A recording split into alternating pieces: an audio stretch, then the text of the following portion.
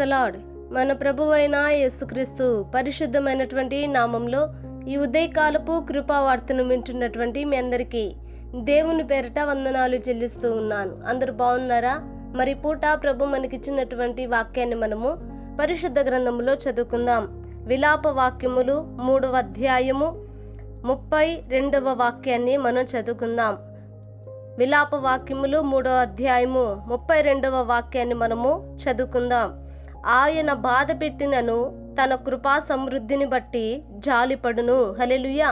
నా దేవుని బిడ్డలారా, గమనించండి. ఇక్కడ రాయబడినటువంటి ఈ యొక్క వాక్యాన్ని మనం జాగ్రత్తగా గమనించితే, ఆయన బాధ పెట్టినను తన కృపా సమృద్ధిని బట్టి జాలిపడును అని దేవుని వాక్యము సెలవిస్తూ ఉంది.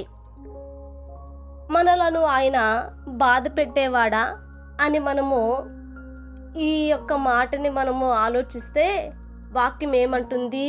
నా దేవుని బిడ్డలారా, నిమిషం మాత్రము నేను నిన్ను విడిచితిని, నిమిషం మాత్రమే నేను నిన్ను విడిచిపెట్టాను, కానీ గొప్ప వాత్సల్యముతో నేను నిన్ను చేరదీశాను అని ప్రభు చెప్తున్నాడు కదండి. అంటే ఆయన మనలను బాధ పెట్టింది ఎక్కడైనా ఎప్పుడైనా ఉంది అని అంటే ఒక నిమిషమే అట. దానికే ఆయన తన కృపను బట్టి జ్ఞాపకం చేసుకొని మన యందు ఆయన జాలి పడుతూ ఉన్నాడట. హల్లెలూయా. నా దేవుని బిడ్డలారా, ఈరోజు నా యొక్క వాక్యాన్ని మనం గమనిస్తూ ఉన్నప్పుడు ప్రభు మన ఎడల జాలి పడే దేవుడు. ఆయన కోపగించినను కోపించుచునే ఆయన వాత్సల్యమును చూపించే దేవుడు. నిజమే కదండి. ఆయన తన ప్రజలను బాధ పెట్టాలి, లేకపోతే ఆయన వారిని గాయపరచాలని కాదు, కానీ ఒక మంచి త్రోవలో, చక్కని త్రోవలో తన యొక్క మార్గములో వాళ్ళని నడిపించుకోవటానికి ప్రభువు మనల్ని గాయపరచువాడుగా ఉన్నాడు.